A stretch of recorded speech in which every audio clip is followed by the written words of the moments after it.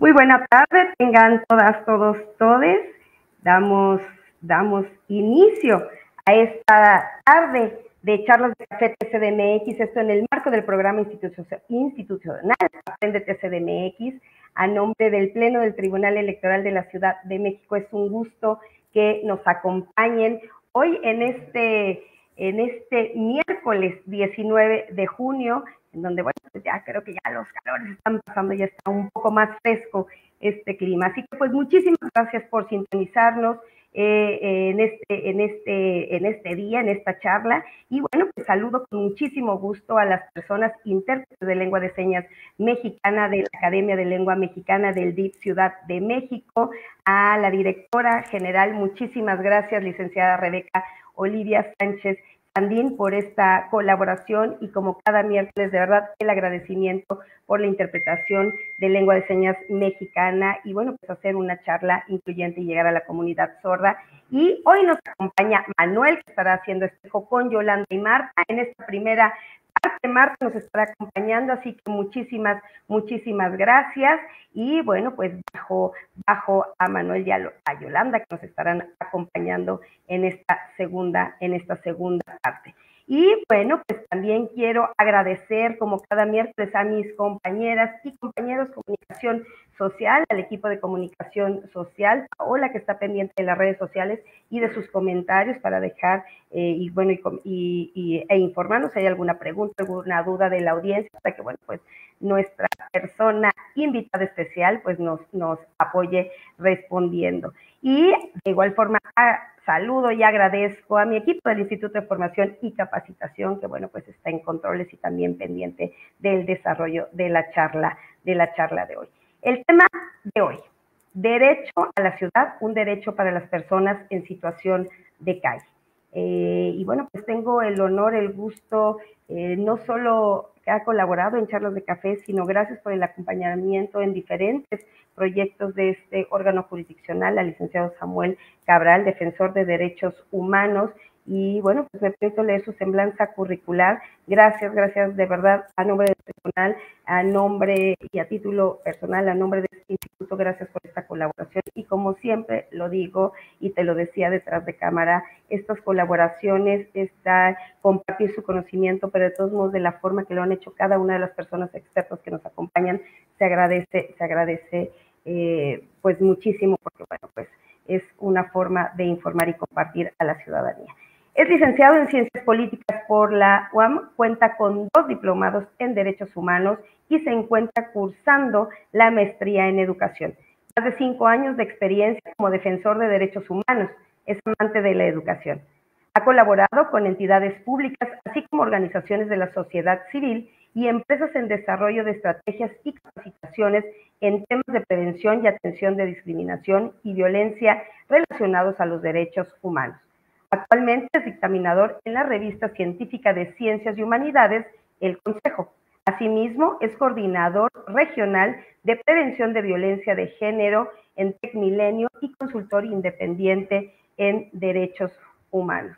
Bienvenido, Samuel, y bueno, pues cedo el uso de la voz para, pues, hablar de un tema tan sensible, tan real, y bueno, pues para aprender y sensibilizar, y bueno, pues también qué tenemos que hacer como sociedad, pues para apoyar a estas personas en situación de calle. Muchas gracias, Anabel. Gracias también, Marta, por la interpretación. Creo que abrir estos espacios y poner sobre la mesa discusiones que están ahí, pero que a veces no vemos o no sabemos cómo ver, es un gran... abre las puertas para visibilizar, para hablar de derechos, para cuestionar otras realidades, no en un sentido horrible, sino más bien para poner sobre la mesa que hacen falta derechos, ¿no? Entonces, pues nada, muchas gracias por la invitación. Y pues bueno, como decía ya Anabel, vamos a estar hablando el día de hoy de derecho a la ciudad para personas en situación de calle.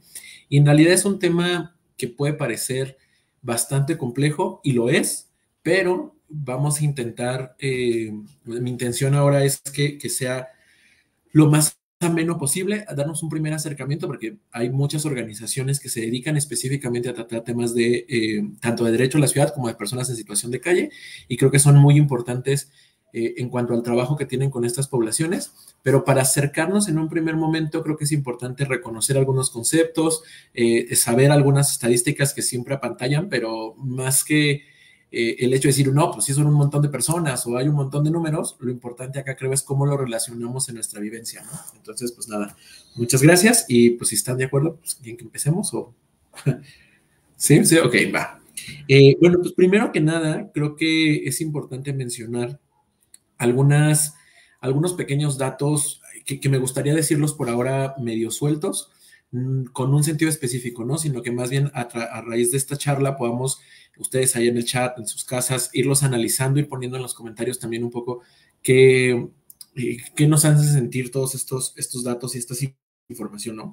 Pensemos que solo en la Ciudad de México somos más de 9 millones de personas, ¿no? De esas 9 millones de personas, más o menos, 1,226 están en situación de calle. Y digo más o menos porque este es el primer gran tema que quiero abordar. Es dificilísimo, es muy complicado contar a las personas, censar a las personas en situación de calle, por sus propios contextos de movilidad, por sus propias condiciones de salud, por los propios temores hacia las instituciones, por las propias violencias que viven en calle, ¿no? Y entonces desde ahí sí se han hecho esfuerzos en la Ciudad de México y en general a nivel nacional de contabilizar a personas en situación de calle, pero al no tener un espacio específico, es complejo tener números reales y certeros, ¿no? No quiero decir con esto que las instituciones hagan mal su trabajo, hacen lo que pueden con lo que tienen, eso es un hecho.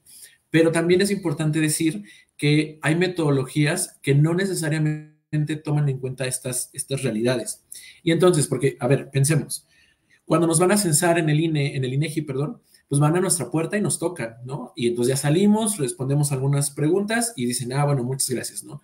¿Eso en qué se traduce? En una cantidad abismal de datos que el INEGI procesa y digiere para que nosotras lo podamos entender después y entonces decir, bueno, hay tantos hombres, tantas mujeres, hay tanta densidad poblacional, se vota de esta forma en el caso del INE, se estudia de esta forma en el caso de las universidades y las escuelas, y entonces a partir de ahí desagregamos esa información.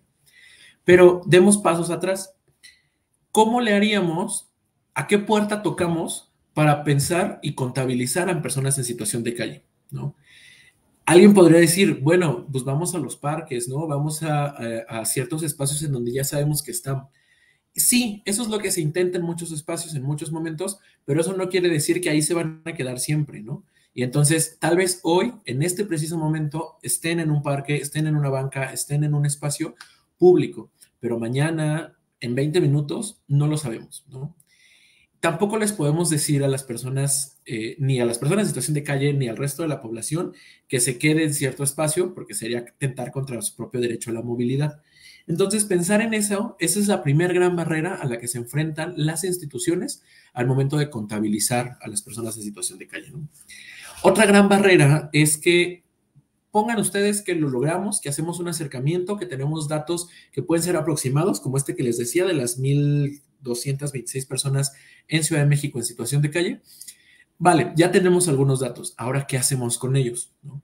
Es importante que esos datos no se queden solamente en la contabilización, porque de nada nos servirían. Lo que intentaríamos hacer entonces sería buscar oportunidades de aprovechamiento y de ejercicio de derechos para este tipo de personas. Sin embargo, eso es difícil también porque, de nuevo, al volver a buscarles para decir, oye, ¿qué crees? El gobierno de la Ciudad de México o el gobierno nacional o tal organización acaba de aprobar esta idea que es dar un apoyo económico, por ejemplo, ¿no? O ayudar con temas de alimentación, o ayudar con temas de gestión menstrual, o ayudar con cualquier tema que atañe a las poblaciones de situación de calle, no sabemos si las volveremos a encontrar ahí donde fueron contabilizadas, ¿no? Insisto, tampoco es su culpa, no vamos a decir, pues que se queden ahí, no es tan sencillo, porque además tenemos otras instituciones que no tienen acercamientos a derechos humanos que las violentan, ¿no? No voy a decir nombres, porque sé que puedo meter aquí en problemas a Anabel y a las intérpretes, pero hay por ahí una exalcaldesa de alguna alcaldía que justo hablaba de limpieza social, ¿no? De retirar a las personas, porque socialmente se cree que ensucian las calles, ¿no? O que delinquen o que, no sé, que atraen ciertos problemas sociales que generalmente tratamos de evitar. Y me parece muy, muy peligroso ese tipo de discursos porque se deshumaniza a las personas en situación de calle, ¿no? Se les quita el rango de ser humano y entonces dicen, pues es un objeto que puedes retirar, ¿no? Eso no es verdad. Son personas sujetas de derechos con condiciones distintas que hay que atender, ¿no? Eso es un hecho. Bueno, regresando un poco a los datos, porque ahorita les voy a presentar algunas cosas que también me gustaría como pues analizar desde ahí en conjunto, es que algunas de las alcaldías con más poblaciones, es decir, con más personas en situación de calle, son, por ejemplo, Cuauhtémoc, Gustavo Madero y la Venustiano Carranza, ¿no? Son las 3 alcaldías de la Ciudad de México que tienen mayor índice de personas en situación de calle. Y eso me parece, ese es otro tema que me gustaría hablar, que voy a retomar algunos de estos temas más adelante, pero me parece importante repensar en qué espacios se encuentran las personas en situación de calle en esta ciudad, ¿no? Incluso en el país, ¿no? ¿En qué lugares sabemos que hay personas en situación de calle y en cuáles, por el contrario, no hay? Bueno, el hecho de que las personas accedan a estos espacios tampoco es fortuito, ¿no? Pensemos en conjunto. En la alcaldía Cuauhtémoc, que es el que mayor número de personas en situación de calle reporta, tenemos lugares como el centro, ¿no? Revolución, como los propios alrededores de la alcaldía Cuauhtémoc, es decir, estos espacios en donde las personas son generalmente menos violentadas que en otros. Ojo, no quiero decir eso que en el centro de la Ciudad de México, por ejemplo, haya un paso libre, ¿no? Y que las personas puedan vivir de forma maravillosa, porque tampoco sucede así. Sin embargo, ahí se les violenta mucho menos que, por ejemplo, en la Benito Juárez, ¿no? O en la Miguel Hidalgo, ¿no? Pensemos, hagamos un ejercicio de análisis y cada vez que caminamos cerca de Tepito, ¿no? Porque vamos al tianguis o porque vamos por pues una bebida de esas que venden en Tepito que ya conocemos, o por ejemplo, que estamos caminando en el centro, ¿cuántas personas en situación de calle nos encontramos versus cuántas nos encontramos cuando vamos caminando sobre Avenida Presidente Mazarik en Polanco, ¿no? O cuántas nos encontramos en Lomas de Chapultepec, ¿no? Insisto, no es que a las personas en situación de calle no les gusten esos espacios, es que son violentadas, porque a esos espacios no les gustan las personas en situación de calle, ¿vale? Entonces, si lo pensamos desde ahí, pues por supuesto que podemos problematizar cómo el clasismo, cómo la porofobia, cómo estos rechazos hacia lo diferente y hacia condiciones de vida distintas a las mías no me gustan, ¿no? Y eso puede ser un tema de análisis para un montón de temas, ¿no? No necesariamente solo para el tema de personas en situación de calle, pero en realidad para muchos temas de análisis de derechos humanos que podríamos poner sobre la mesa, ¿no? Y entonces, otra cosa que me parece importante es que según la CIVISO, la Secretaría de Inclusión y Bienestar Social de la Ciudad de México, el 76% de las personas en situación de calle que habitan en la Ciudad de México llevan más de 3 años, por lo menos, es decir, más de 3 años en situación de calle, ¿no? Y eso además me parece peligrosísimo, porque entonces, ¿cuál es el trabajo de las instituciones? Pues no solamente prevenir que las personas lleguemos a situaciones de calle, ¿no? Sino que las personas que ya lo están salgan de esas situaciones. Y hay por ahí políticas cada vez más incluyentes con grupos poblacionales diversos, entre ellos, por ejemplo, ¿no? Estos dichos que en el discurso y en la práctica se intentan implementar, como lo de primero los pobres, ¿no? Hay que reducir la pobreza extrema, hay que trabajar versus la posibilidad de que personas caigan en pobreza extrema, y eso es un factor fundamental. Pero una vez que una vez que las personas ya se encuentran en situación de calle con condiciones de vulnerabilidad, entonces, ¿qué hacemos, no? No basta con prevenir, hay que atender a aquellas personas que ya se encuentran en esas condiciones. ¿Cómo lo hacemos? ¿O cómo lo hace la Ciudad de México? ¿Cómo le hacen las instituciones y las organizaciones de la sociedad civil? Bueno, hay algunos albergues, hay algunos espacios de refugio, hay algunos lugares en donde las personas se pueden acercar. Sin embargo, también es importante mencionar que se encuentran rebasados, ¿no? Y se encuentran rebasados por 2 razones. Uno, por algo que platicábamos ahorita atrás de cámaras, Anabel y yo, que son muchísimas la cantidad de personas que están. Este dato que les daba de 1,200, 1,300 personas se queda cortísimo versus la realidad, ¿no? Eso es un primer momento. Cuando van y tocan la puerta, no hay espacio, no hay lugares, no hay recursos, ¿no? Un segundo momento es que hay muchos espacios de este tipo que son aprensivos en cuanto a la libertad de las personas. Ojo, no que las arresten, pero sí que no les permiten salir cada vez que quieran, ¿no? ¿Cómo se interpreta eso? Pues casi como prisiones, ¿no? No es en todos los lugares, hay muchos espacios muy accesibles, pero también están pensados para que muchas de estas personas pasen la noche y después se vayan, regresen en el día y vuelvan a pasar la noche en esos espacios, ¿no? Eso funciona y ayuda a que tengan por la noche espacios seguros, pero tampoco soluciona el problema, ¿no? Es como poner una pequeña tapita. Y el último gran problema que yo encuentro en muchas de estas instituciones es que de una u otra forma también se necesita el registro, el conteo, la formalización de estas condiciones. Y eso es difícil. Porque ¿cómo le pedimos a una persona en situación de calle que no tiene los recursos y las condiciones sociales, estructurales, personales de, por ejemplo, pues eso, vivir en un espacio digno, adecuado, en una casa, en un hogar, que, por ejemplo, tenga su INE en regla, ¿no? O que nunca jamás pierda su acta de nacimiento, o que tramite su pasaporte para que tenga una identificación? Es absurdo, ¿no? Y entonces, aunque muchas de estas casas y refugios reconocen estas problemáticas, también existe la desventaja de que es difícil censar aún dentro de las personas que ya están en estos espacios. Por todos esos problemas, se vuelve hablar de poblaciones en situación de calle un tema complejísimo para la ciudad, ¿no?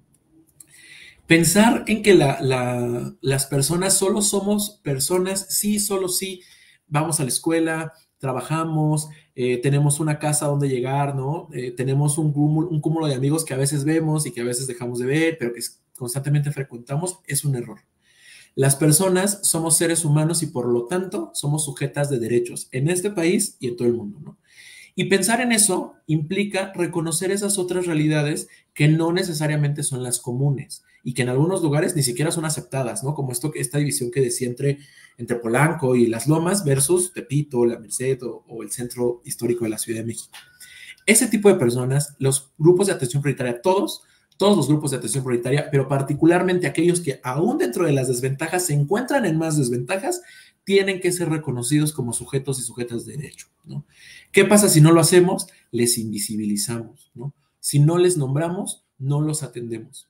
¿Y cuál es el gran problema de eso? Porque alguien podría decir, pues bueno, hay que hacer como que no los vemos, igual ahí se van a quedar. No, hay que sacarlos de situaciones de pobreza extrema y además, si no los atendemos, entonces, ese problema puede crecer y de repente podemos pasar de 1,200 personas en la Ciudad de México a 3,000, 4,000, a millones de personas en situación de calle, porque además en esta ciudad que está muy cerca del desbordamiento, eso nos puede pasar a cualquier persona, ¿no? Las razones por las que las personas van o más bien, se establecen en la calle son muchas y muy variadas, no necesariamente solo económicas, pero son muchas y muy variadas, ¿no? Ese es un gran problema, el no reconocerles. Y el otro es que si no las reconocemos por sí solas como sujetas y sujetos de derecho, pues difícilmente van a acceder a otros derechos, ¿no? ¿Cómo les vamos a reconocer su derecho a la educación, a la salud, al libre tránsito, al transporte digno, a un nombre y a una identidad, si les pedimos que se formalicen aún cuando no tienen los recursos y los medios para hacerlo, ¿no? Pero insisto, esto no es un problema, no considero yo que sea un problema de las personas en situación de calle, sino de la falta de políticas especializadas y con perspectiva de derechos humanos para estas poblaciones, ¿no? Entonces, espero que hasta este momento no los haya abrumado con tantísima información. Les prometo que a partir de acá voy a ir desglosándolo un poquito, pero también me gustaría enseñarles unos datos, ¿no? Hasta este momento creo que todo va bien y si no, por favor escríbanme ahí en los comentarios del Facebook Live. No estoy entendiendo nada y me puedo regresar sin ningún problema, ¿vale? Pero bueno, les voy a leer, me voy a permitir leerles ¿querías decir algo, Noel? Perdón.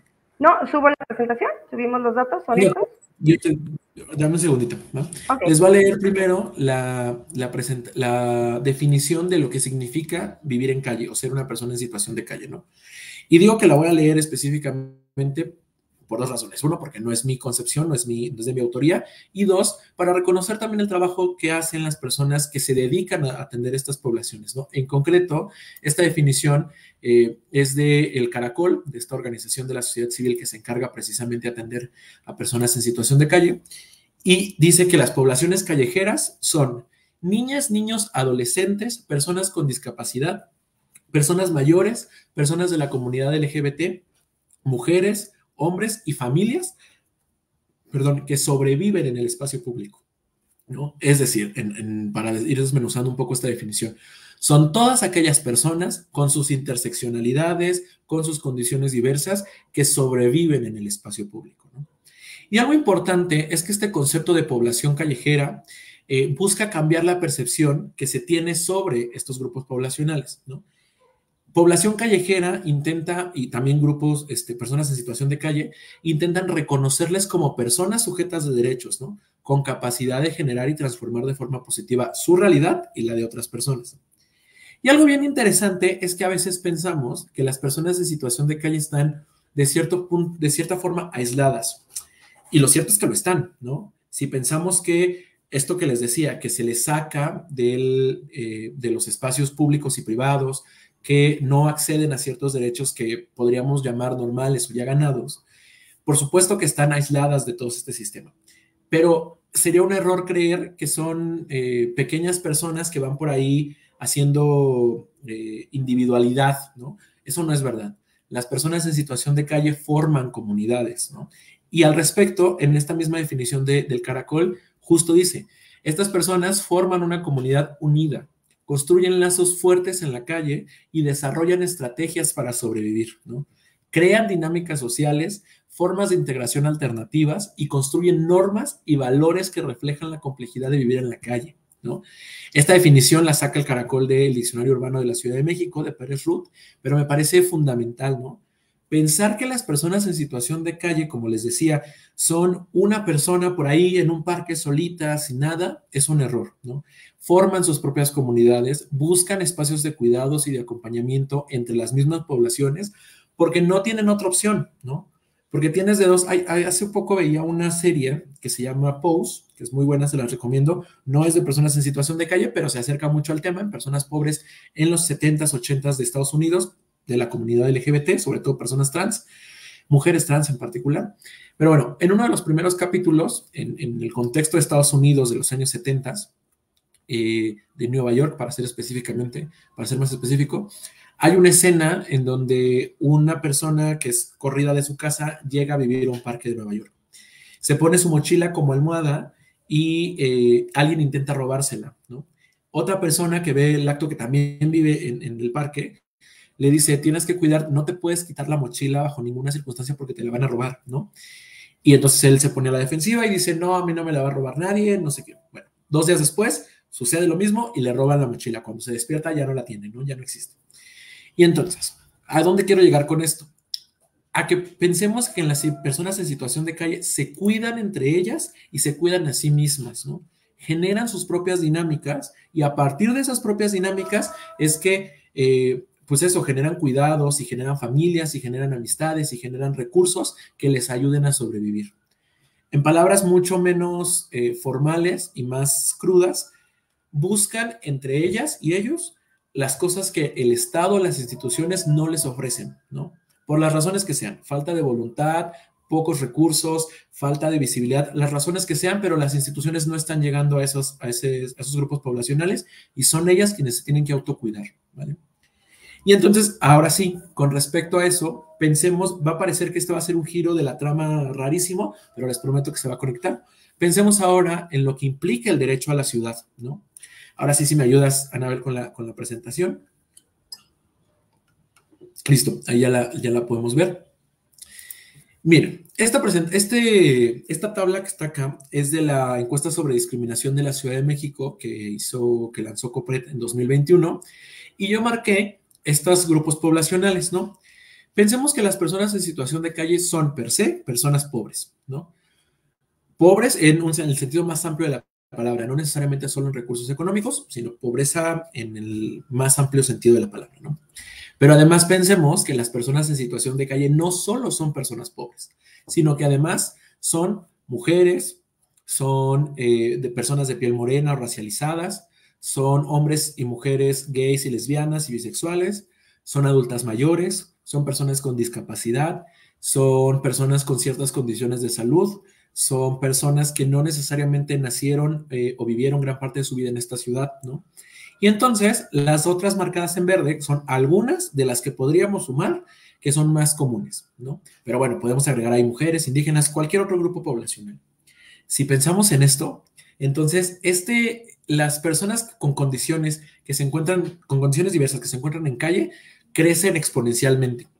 Por eso es importante no solamente ver a una persona pobre, sino a una persona que pues es de piel morena, que es indígena, que tal vez es mujer, que tal vez es pobre, que tal vez vive con discapacidad, que a lo mejor tiene alguna condición de salud, que a lo mejor vive con VIH, que tiene ciertas características que no son contempladas en un primer momento, ¿no? Verlo desde esta forma nos vislumbra un montón de cosas, porque entonces ahora sí podemos hablar de quiénes son las personas en situación de calle, ¿no? No nada más son ahí alguien que un día se quedó sin trabajo y sin casa, no, sino que pertenece a muchas otras comunidades, ¿no? Y entonces, en esta otra diapositiva viene la definición de qué es el derecho a la ciudad, que además me parece también muy importante, ¿no? El derecho a la ciudad, dice nuestra diapositiva, es la facultad de gozar de manera equitativa a la ciudad, ¿no? Y esto me parece también muy importante porque a veces pensamos que el derecho a la ciudad es pues tener transporte, si es que pensamos en el derecho a la ciudad, ¿no? Tener transporte y tener un espacio digno, y sí, sí lo es, pero también es disfrutar la ciudad, también es llegar a espacios de convivencia, de disfrute, de recreación, ¿no? Y por eso dice la definición de gozar de manera equitativa a la ciudad, ¿no? A partir de, por supuesto, el ejercicio de ciertos derechos políticos, civiles, sociales, económicos y ambientales, ¿no? Es decir, el derecho al voto, por ejemplo, a votar y ser votado, es parte del derecho a la ciudad. El derecho a una vida libre de violencia es derecho a la ciudad. El derecho a la vivienda es derecho a la ciudad. El derecho a tener un parque público cerca en donde pueda sacar a mi perrito o acostarme porque vivo en calle es derecho a la ciudad, ¿no? Y entonces, por ejemplo, el uso de espacios públicos no puede ser bajo ninguna circunstancia exclusivo de un sector poblacional. Imaginen que de repente yo vaya caminando por un parque de Polanco y me digan, no, aquí tú no puedes entrar, ¿no? Porque solo es para gente de Polanco. Pues no, los espacios públicos me pertenecen a mí y al mismo tiempo son de todas las personas, ¿no? En ese sentido, no podemos negarle el derecho a nadie de usar los espacios públicos, todos los espacios públicos, no solo unos destinados, no solo los que están más alejados del centro, no solo los que están en la Cuauhtémoc, en la B. Carranza y en la Gustavo Madero, no, todos los espacios son para todas las personas. Ese es el concepto del que sea un espacio público, ¿no? Nos pertenecen a mí, pero también a todas las demás personas, ¿vale? Y entonces, pensemos que el derecho a la ciudad lo podemos entender como en tres dimensiones. En una diversidad sociocultural, que es esta dimensión simbólica, ¿no? ¿Qué entendemos en lo abstracto como ciudad, ¿no? ¿Cómo le hacemos para entender que el derecho a la ciudad implica también goce y disfrute? Implica ir al cine, implica tener parques, implica comer en la Alameda o pasear en la Alameda los domingos, ¿no? Eso también es derecho a la ciudad, ¿no? Otra cosa importante del derecho a la ciudad es la agencia política, ¿no? Que las personas que tenemos ciertos cargos de poder y que podemos incidir en ellos, podamos tomar decisiones, sí, pero también las personas de a pie, es decir, yo que no soy servidor público ni me dedico a estar en los espacios públicos desde las instituciones, pueda, por ejemplo, hacer uso político de la ciudad, ¿no? ¿Cómo? Con marchas, con manifestaciones, con exigencias sobre mis intereses y los intereses colectivos a la ciudad. Eso también es derecho a la ciudad, ¿no? Y luego la otra dimensión es la dimensión precisamente justa de los recursos. Les voy a poner mi ejemplo. Yo vivo en la colonia Guerrero, en la Ciudad de México, en la alcaldía Cuauhtémoc, por si además me quieren ir a visitar, acá vivo. Y en donde yo vivo, específicamente en el área en donde yo vivo, no hay tantos parques. Hay algunos cerca, sí, pero más cerca de Tlatelolco, más cerca del centro histórico de la Ciudad de México, pero específicamente en el área en donde yo vivo, no hay, ¿no? Y entonces, cuando voy a visitar a mis amigos que viven, por ejemplo, en Benito Juárez, allá hay un montón de parques, ¿no? Cuando voy a visitar a mis amigos que viven cerca de las lomas, pues también hay un montón de parques. Literalmente tienen el bosque casi pues para ellos solitos, ¿no? Acá no, ¿no? Por las propias distribuciones geográficas y sociológicas que se han dado de forma histórica, es verdad, no todo responde a una mera falta de voluntad, eso es cierto, pero sí existe la posibilidad de crear otros parques. Y entonces podría parecer que pues, un parque igual no es tan importante, ¿no? Igual es más importante una escuela. Sí, sí es importante una escuela, pero por ejemplo, yo tengo un perrito y cuando lo quiero sacar, lo tengo que sacar un camellón de Reforma que vea el pastito, ¿no? Cuando si tuviera un parque, y además un parque pensado en esas condiciones, no solo me ayudaría a mí y a mi perro, sino a una cantidad enorme de vecinos que no tenemos un parque cerca, ¿no? Esa es la distribución justa de los recursos, que no se centren solo en un espacio de la ciudad, que sea accesible para todas las personas, ¿vale? Y entonces, estas tres dimensiones conforman el derecho a la ciudad. A eso nos referimos cuando hablamos de derecho a la ciudad, al uso, goce, ejercicio y disfrute de los espacios públicos, ¿no? Incluso de los privados dentro de los públicos. Por ejemplo, las casas, ¿no? Mi casa es un espacio privado, pero se encuentra en un contexto de lo público, está en la calle, ¿no? Entonces, así es como tenemos que entender este derecho. Y esto que les decía, pensemos, esta es una distribución equitativa de los recursos, ¿no? Esta imagen no está photoshopeada ni me la hice en una inteligencia artificial, no, es una imagen de Santa Fe, ¿no? Literalmente en Santa Fe hay un muro que divide a las dos zonas de Santa Fe, ¿no? Lo que antes era un basurero, pero que cada vez está más densamente poblado, y por otro lado, una zona de lujo residencial, mucho más cerca de espacios, pues eso, que la privatización ha hecho, que sean muy bonitos, muy vistosos, pero en contraposición con lo que ya se encontraba en ese espacio, ¿no? Eso no es una distribución equitativa de los recursos. No me refiero a que una esté pintada y una tenga ciertos adornos que la otra, no. Me refiero a la densidad poblacional, a la accesibilidad de recursos, a la contribución que tiene, por ejemplo, la comunidad, o más bien las construcciones para con la comunidad, y por ejemplo también el acceso que tienen al transporte. Si ustedes han ido alguna vez a Santa Fe, que seguramente lo han hecho, y no tienen carro, es dificilísimo llegar a Santa Fe, ¿no? Es muy complejo llegar a esos espacios si no tenemos un automóvil, ¿no? Y eso es también una falta del derecho a la ciudad si lo pensamos desde ahí. Ahora imagínate que no solo no tienes carro, sino que como vives en calle, pues tampoco tienes 5 pesos para usar el metro y luego 7 para subirte un camión. Aún menos accesible, ¿vale? A eso nos referimos con la distribución equitativa de los recursos. Y luego nos enfrentamos a otro gran problema. El gran problema que ahorita está muy de moda, que vemos en muchos espacios, que es la gentrificación, ¿no? Digo que está muy de moda en lo teórico, espero que nunca esté de moda en lo vivencial. ¿Por qué? Porque la gentrificación tiene que ver con, o más bien es este proceso, cuando, esta es una definición de la ONU, de ONU Habitat, que sucede cuando la renovación y reconstrucción urbana se acompaña de flujo de personas de clase media o altas que desplazan a los habitantes originales o personas más pobres de esas comunidades hacia otras áreas, ¿no?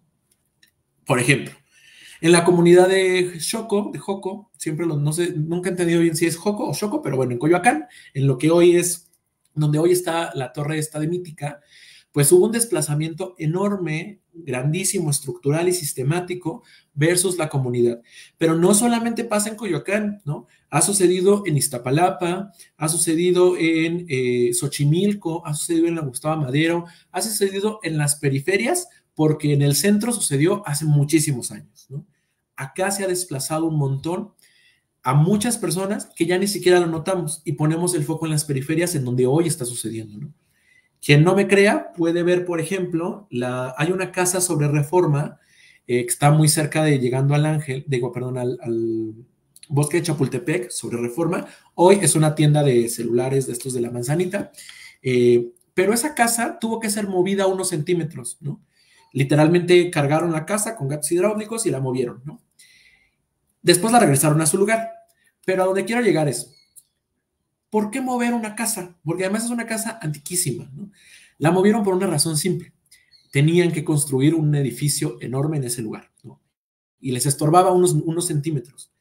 Ahora pensemos que esa casa representa a todas las personas que durante años han vivido en una parte de la ciudad y que de repente llega una inmobiliaria y les dice, pues, ya no, ¿no?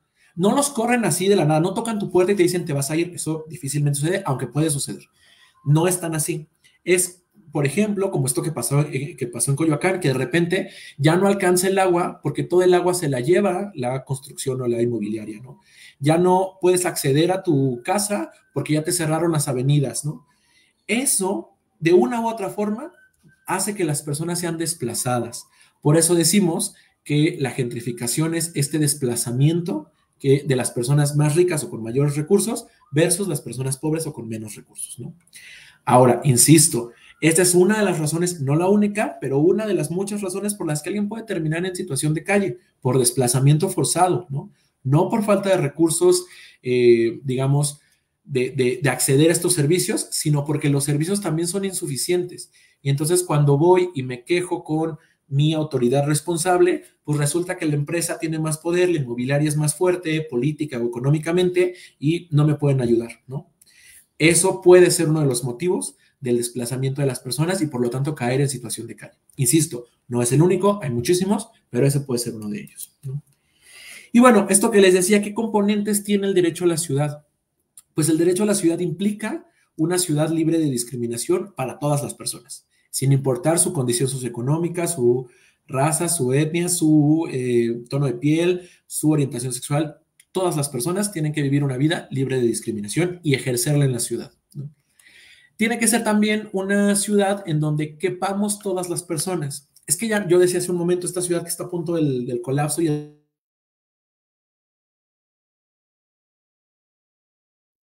suficientemente puestos como para prevenir que lleguemos al desborde, ¿no? Tiene que existir además representación y participación política. Hoy, gracias a las acciones afirmativas y a las políticas cada vez más incluyentes, en el INE, por ejemplo, pues tenemos ya un montón de espacios en donde cabemos muchos grupos poblacionales, ¿no? Tenemos por ahí las cuotas de género, cuotas arcoíris, representación extranjera, bueno, más bien, que en la ciudad se llama tu diputado extranjero, tu diputado, algo así, ¿no? Como que representa a personas que viven en el extranjero. ¿Cuántos de esos diputados o cuántos espacios están pensados para situación de calle? Ninguno, ¿no? No tenemos representación digna para personas en situación de calle. ¿Por qué? No solamente porque no se quiere ver, sino porque, como les decía al inicio, es dificilísimo acceder, pensar en implementarlo. Porque ¿cómo representas a personas que ni siquiera son visibles, que ni siquiera visibilizadas más bien, que no son contabilizadas, que no tienen el poder de votar porque no tienen documentos? O sea, es difícil, ¿no? Y el cuarto componente es que cumplan sus funciones sociales. Es decir, para que una ciudad sea una ciudad y posteriormente se puede ejecutar el derecho a la ciudad, tiene que tener vivienda, recreación, deporte, transporte y salud como mínimo. Y acá es importante. A veces pensamos, bueno, pero a ver, la recreación después, primero la vivienda, ¿no? El deporte luego, primero la salud. Pues sí, no podemos priorizar unas de otras porque todas son importantes. Si empezamos con una, qué bueno, pero la idea no es quedarnos con esa, ¿no? Es seguir avanzando para que no se excluya a ninguna persona de ninguno de estas funciones sociales que tiene la ciudad, ¿no? Y entonces ya a partir de aquí son puras imágenes, pero me gustaría que lo analicemos, ¿no? En estos minutitos que nos quedan. Analicemos estas imágenes. Podrían parecer que son imágenes random ahí que me saqué de internet, y sí, sí son, pero no solamente son imágenes random que me saqué de internet. Son imágenes que saqué de internet que existen, que son espacios públicos y que tienen una lógica.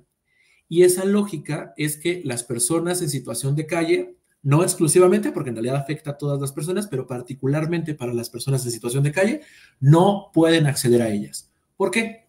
Porque imaginen que yo me quiero ir a acostar a la banca que aparece en la esquina superior derecha, si es que no está volteada. Pero bueno, la banca que tiene atrás el autobús, yo me quiero acostar, no puedo, ¿no? Porque los descansabrazos no me lo permiten, ¿no? O por ejemplo, que me quiero sentar tantito en la parte de abajo del puente, ¿no? Pues no puedo, porque hay picos que me impiden sentarme. Y a veces eso no solo es espacio público pensado desde el tema gubernamental, sino también desde el privado, ¿no? ¿Cuántas personas no tenemos en nuestras casas afuera barrotes con picos para que no se sienten, ¿no? Para que no descansen, porque ensucian, de nuevo lo que decíamos al inicio, ensucian mi casa o la calle si una persona llega y se sienta acá, ¿no? O por ejemplo, el tamaño de la banca y además sola, ¿no? Como si sí te puedes sentar, pero tú y solo tú. No puedes sentarte con amigos, no puedes convivir, no puedes socializar y recrear en un parque, ¿no?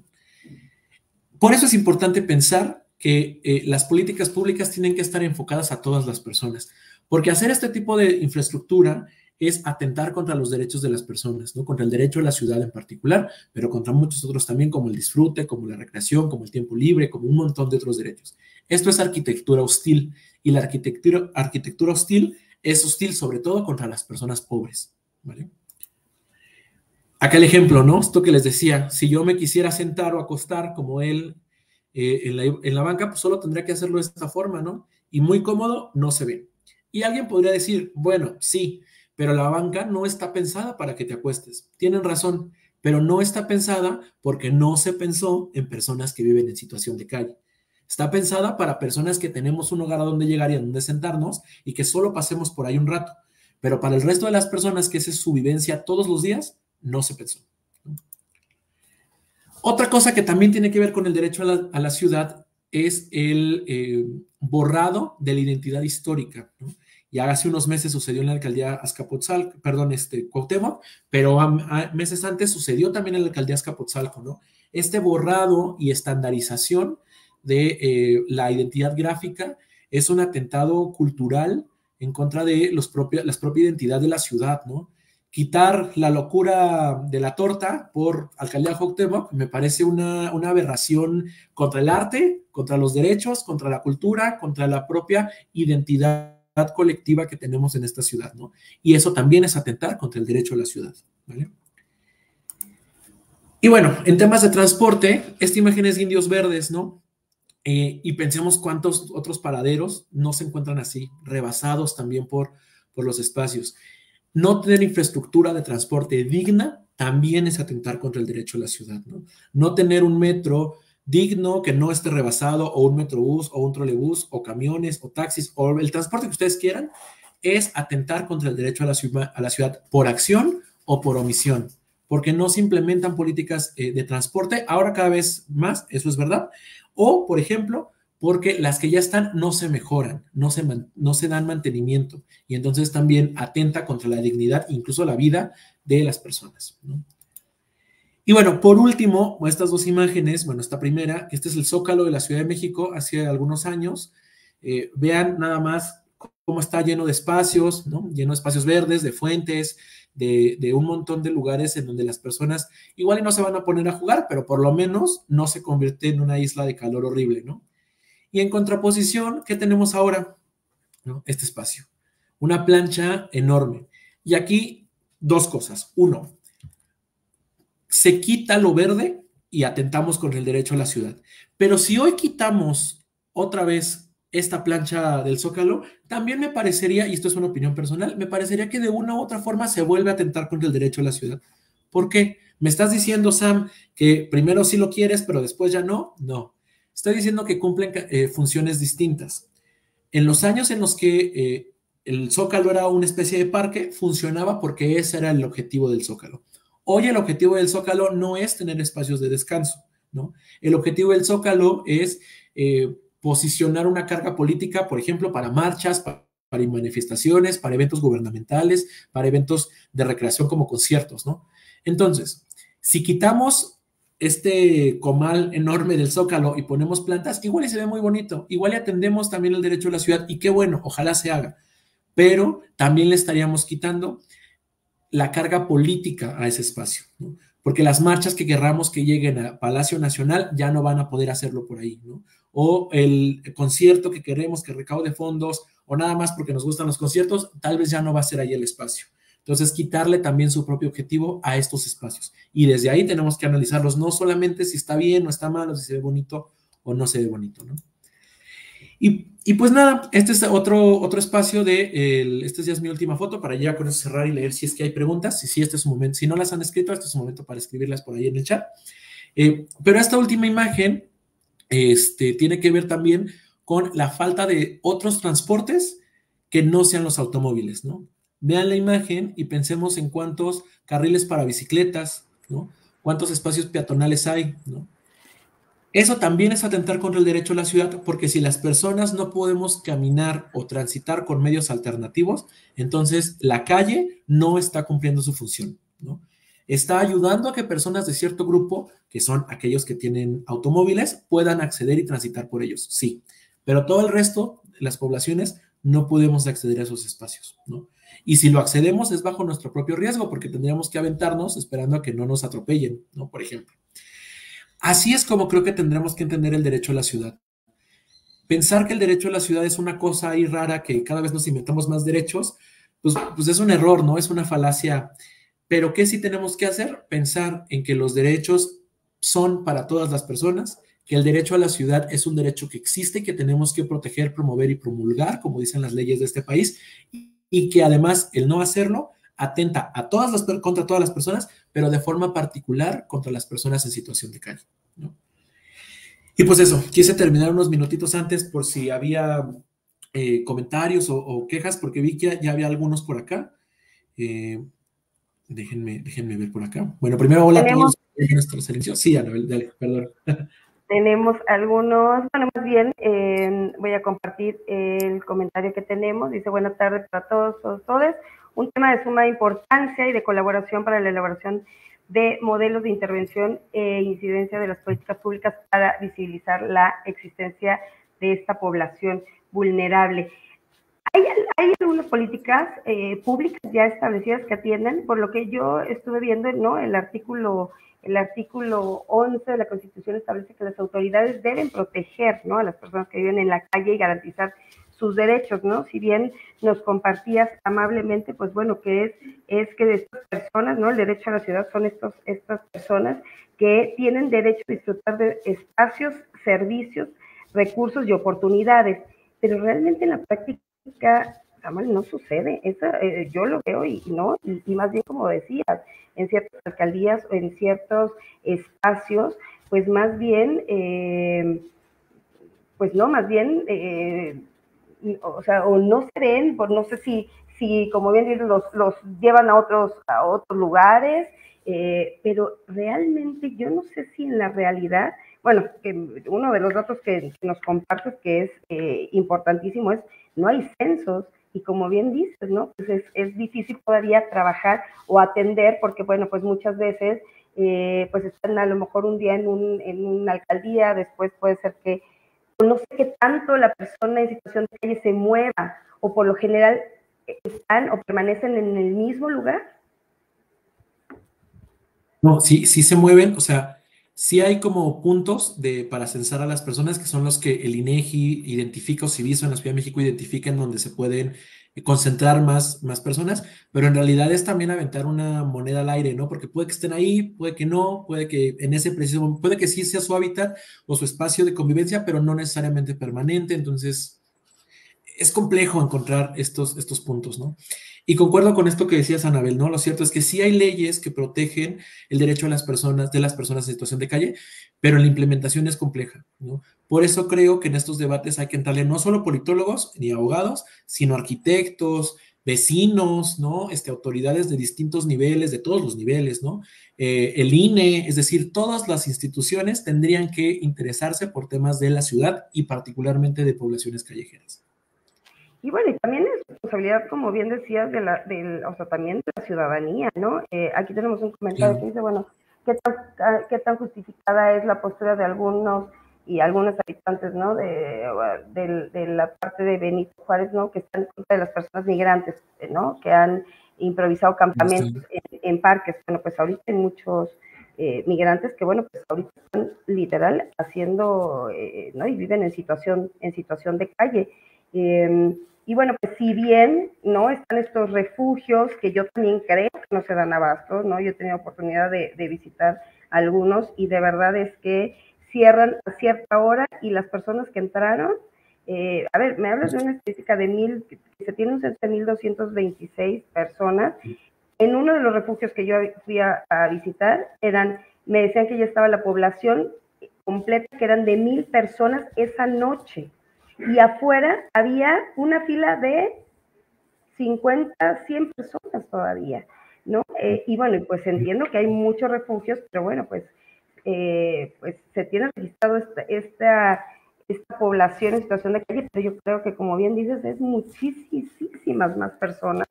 Y bueno, pues, ¿qué tan justificado? Pues yo creo que, bueno, a ver, ¿cuál es tu opinión? Pero bueno, justificación, no sé si la hay. Pero, sí, no.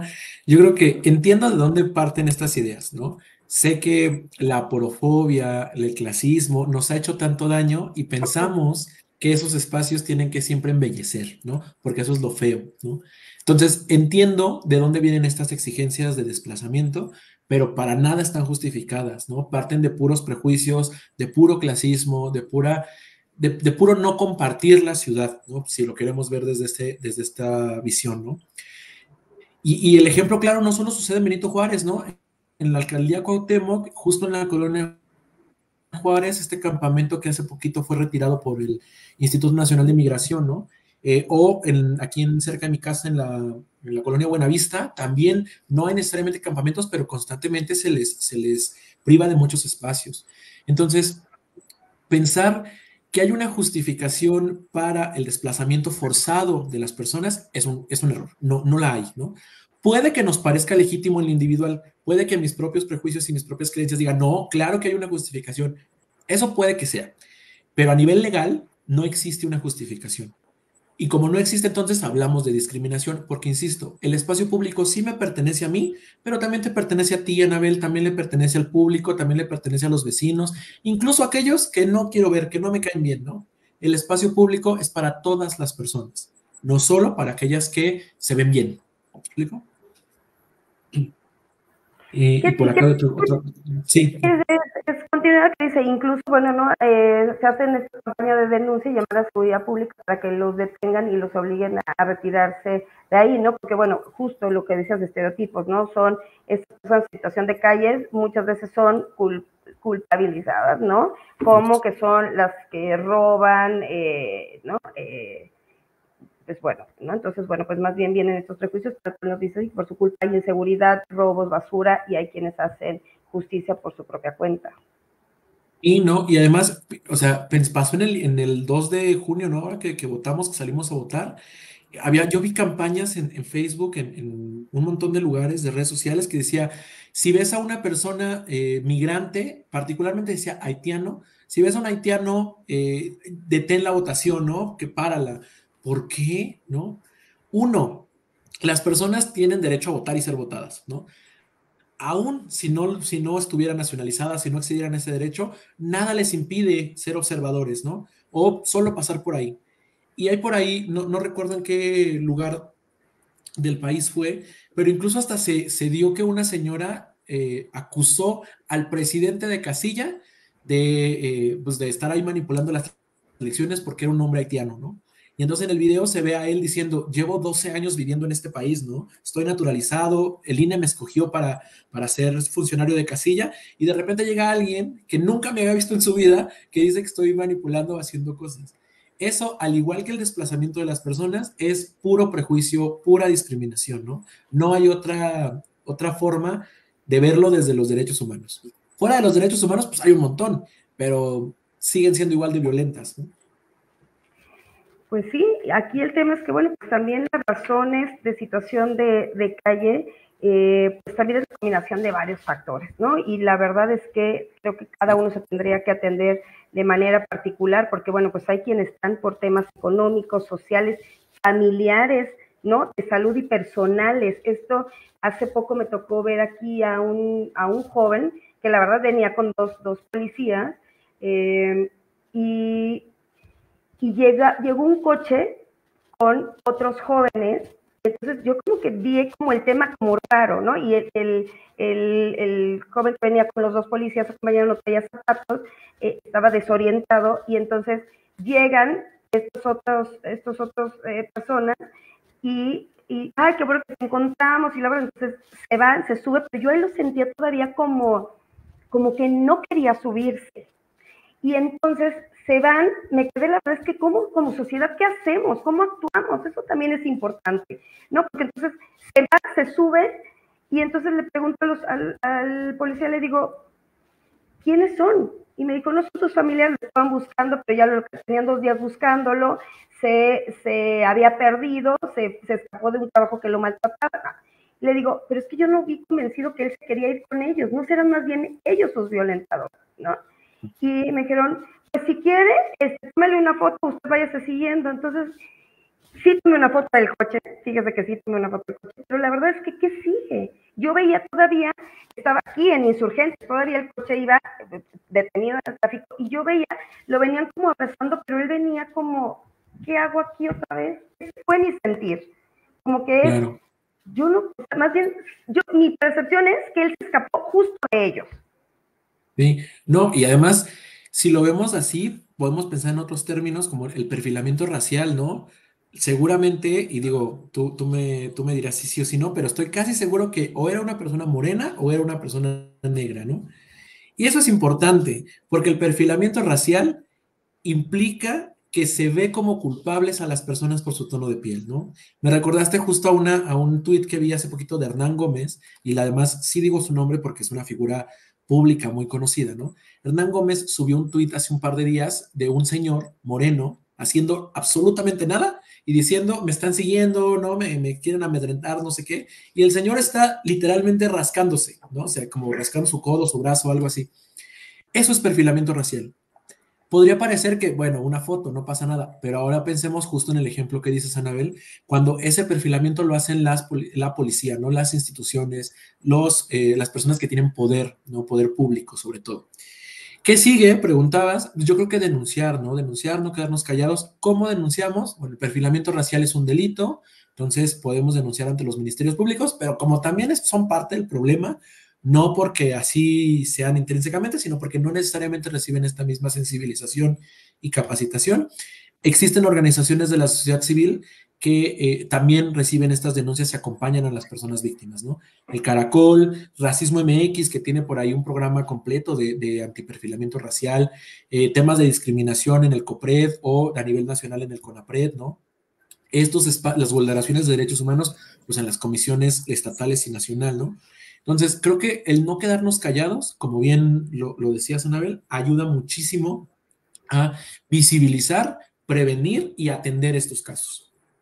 Ok, eso nos toca como sociedad y efectivamente sí creo que es una obligación o le atiende al gobierno, ¿no? Que tengan estos espacios de vivienda, salud, higiene, como bien decías, transporte, recreación y deporte. Pero bueno, creo, y como leí una frase, ¿no? Que decía de Nelson Mandela, que decía, los sin techo son las víctimas de una sociedad que ha olvidado la importancia de la compasión y la justicia social. Creo que es importantísimo nuestro granito de arena, de verdad, como sociedad, de cómo apoyar, de cómo no estereotipar, ¿no? Como a las personas en situación de calle. Pero bueno, pues mira, gracias por esta plática, porque de alguna forma es visibilizar, creo que es un problema o una situación que es responsabilidad de todas y todos los que vivimos también en la ciudad, ¿no? Desafortunadamente son condiciones diferentes y bueno, pues cómo poder apoyar como sociedad. Yo no sé quiénes son los encargados, por ejemplo, una persona en situación de calle, orientarla a dónde hay un refugio, porque muchas veces la verdad es que también lo desconocen, ¿no? Afuera de donde yo vivía en Sotelo, había un señor que cada semana se lo llevaban y luego regresaba rasurado, bañado, y él era un doctor muy famoso, pero en algún momento él decidió vivir en calle, ¿no? Ya no mentalmente bien, pero él vivía ahí afuera de una tiendita. Y los agentes lo que hacían era cada semana se lo llevaban, pues me imagino por un tema de higiene, ¿no? Y de salud, y no sé si los chequen o algo. Pero él vive ahí y la verdad es que todos hacíamos comunidad y más bien era una persona, la verdad que pues por ahí hay como muchos comida y la verdad es que bueno, pues todos hacíamos como comunidad con él. Sí, digo, hay muchos refugios en esta ciudad, afortunadamente, por desgracia para otros estados, pero ahora algunos que se me vienen a la mente son, por ejemplo, para personas trabajadoras sexuales y personas de la diversidad sexual que además están en calle. Está Casa Yeca con Victoria Sámano al frente, ¿no? Que es un muy buen espacio. A veces también les toca estar rebasados. Pueden acercarse también a Civiso, a la Secretaría de Bienestar y Desarrollo Social, de Inclusión y Bienestar Social. También ahí tienen el contacto de un montón de refugios, ¿no? La Casa de las Muñecas Tiresias, justamente para también personas adultas mayores que son personas trans, también es un muy buen espacio. Casa Frida, ¿no? Que si bien está orientado también hacia personas LGBT, en realidad aceptan a una población muy amplia. Y no sé cómo se llama ese, pero sé que sobre Reforma, atrás de la glorieta de Cuitláhuac, hay como un edificio, bueno, más bien al lado de la Glorieta Cuitláhuac hay como un edificio de la CFE y en la parte de atrás hay un espacio que está destinado para hacer un refugio. Entonces se cree que también ese es un buen espacio, ¿no? Pero sí, también la visibilización de estos otros espacios implica el reconocer un problema que a veces como sociedad, como instituciones, no queremos ver. Pues muchas gracias. Ahorita, atendiendo a lo que nos compartías, vamos a dejar en las redes sociales, voy a, ¿no?, hacer la búsqueda de estos datos, de estos lugares en donde, pues bueno, la importancia ahorita de estas charlas, ¿no?, de estos espacios es que queda la información y en dado momento, ¿no?, pues bueno, pues hacer la denuncia o el acompañamiento a la persona en situación de calle. También si lo desea, me imagino que debe primero haber como esta consulta, ¿no? Y pedir como autorización, respetando justo sus derechos, ¿no? Porque, Sí. bueno, si quiere el acompañamiento o la asesoría para que, bueno, pues pudiera acudir a uno de estos refugios. Samuel, muchísimas gracias. Qué tema de verdad tan importante para visibilizar, para tomar conciencia y, bueno, pues sobre todo para actuar y acompañar, porque, bueno, pues como decía, es responsabilidad de todas y todos. Una frase con la que quieras terminar esta de verdad extraordinaria charla. Gracias por compartir, gracias por lo que haces en la defensa de los derechos humanos. Y bueno, pues no sé si nos quieres compartir algún teléfono, oralizarlo por WhatsApp, si te pueden contactar para mayor información. Sí, justo aquí, bueno, no sé, aquí abajito está viendo mi user en todas las redes sociales. No lo digo nada más para que me vayan y me siguen, sí me siento influencer, aunque no lo soy. Más bien si necesitan que les ayude con cualquier cosa, con esto, ¿no? Oye, dijiste tal institución y me gustaría, no la apunté, vuélvemela a decir. Oye, recomiéndame información, libro. Oye, solo quiero que me escuches. Yo no soy psicólogo, pero el chisme me gusta mucho. Entonces, y además, tampoco no nada más lo vas a escuchar ahí. Voy a intentar buscar otros espacios donde sí puedan ser atendidos y atendidas.